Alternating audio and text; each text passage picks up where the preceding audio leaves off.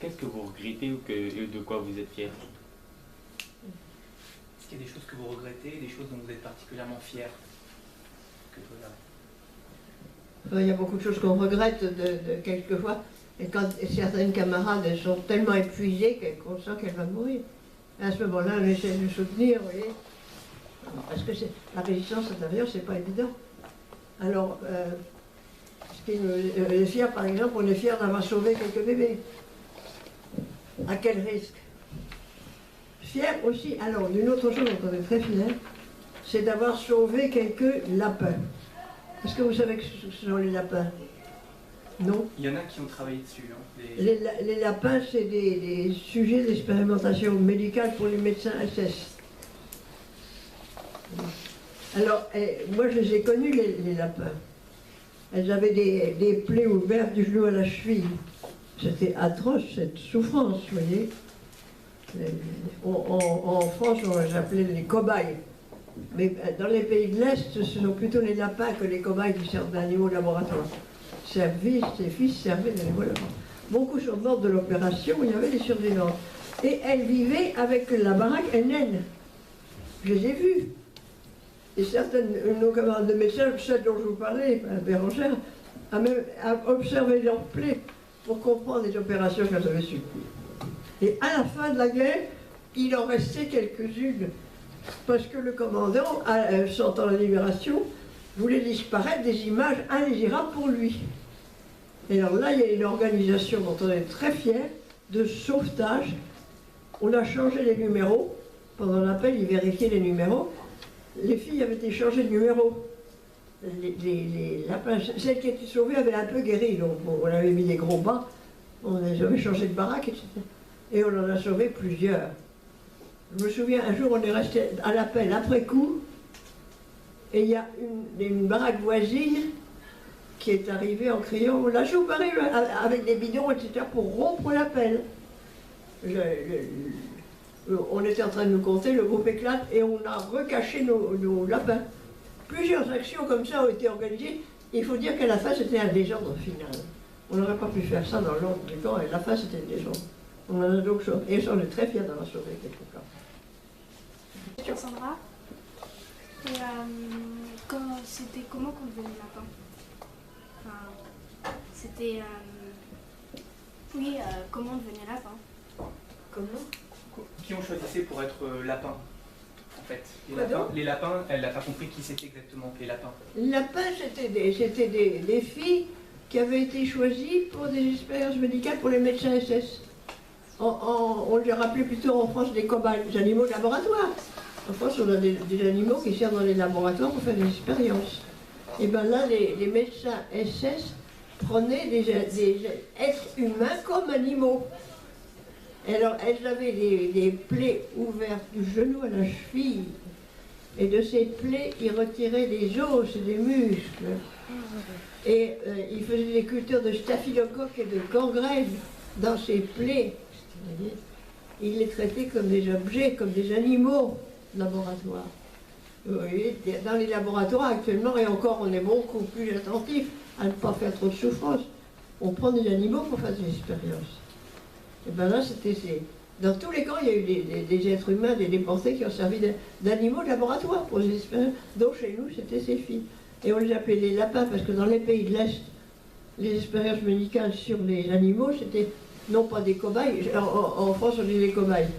Là, c'était les lapins qui servaient d'expérience pour les expériences médicales. On découvrait des choses atroces, et c'est ça la réalité.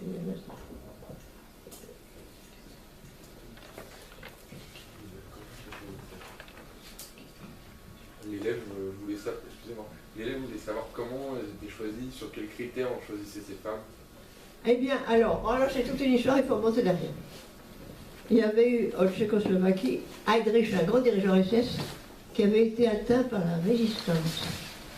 Il avait eu des blessures et il en était mort. Et alors, un spécialiste médecin, qui s'appelait le docteur Gebhardt, a été envoyé par Hitler parce qu'il avait des blessures pour essayer de le sauver.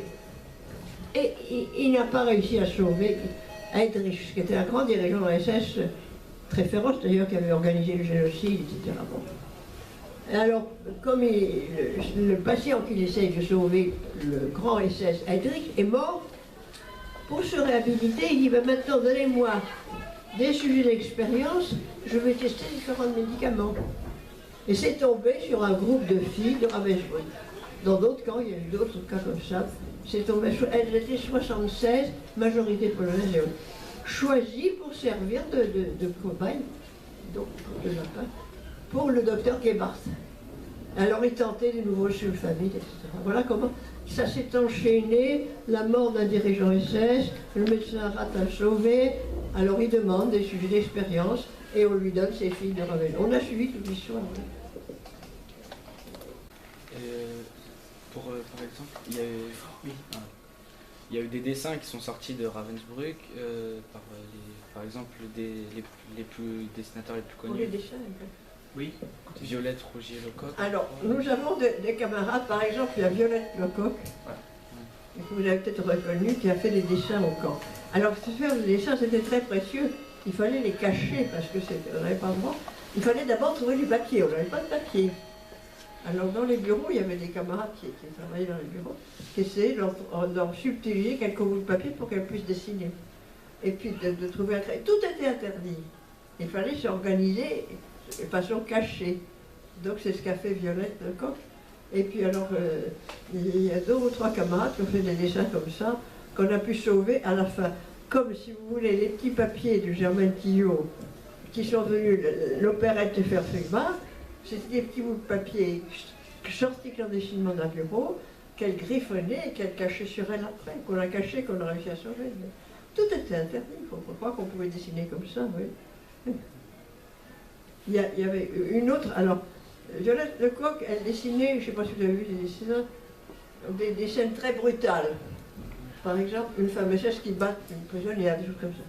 Et puis il y en avait une autre, Jeannette Hervinier, qui a fait d'autres dessins, entre autres, qui montrent de déportés à ceux qui se tiennent chaleureusement entre elles, un petit groupe d'amitié, un autre style. Voilà, mais on en a eu plusieurs qu'on a pu sauver à la fin. À la fin, il y avait un grand désordre, c'est comme ça qu'on a sauvé des petits textes, des choses comme ça. Parce que c'était la pagaille, il y a des ordres. Il y avait souvent, il y avait des alarmes le soir, l'électricité était coupée, donc dans ce désordre, ça permet de sortir des objets comme ça. J'ai lu aussi que il y a des fois qu'ils utilisaient des femmes du camp pour battre des victimes. Pourquoi ils faisaient ça? Pourquoi ils utilisaient des femmes du camp pour battre d'autres détenus? Ben, en général, non, c'était dans les dessins de Lecoq, c'est une femme SS en uniforme qui bat sur le dessin. Alors il y a aussi parfois des capots qui utilisent pour commander des groupes de travail. Mais en général, les dessins de Violette Lecoq montrent une femme SS avec sa cape noire, son uniforme, ses bottes, qui va dessus.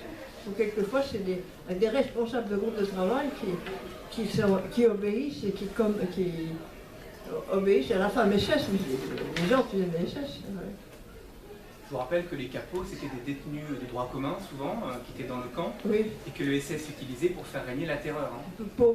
Pour organiser des groupes de travail, il y avait des capots par plus ou moins brutales. Enfin, en France, je dirais que les femmes n'utilisaient pas beaucoup de mots capots. Oui, c'était des... On les appelait les bandes rouges, celles qui commandaient le travail, les bandes vertes, les chefs de baraque, etc. Dans les camps d'hommes, il y avait beaucoup de capots.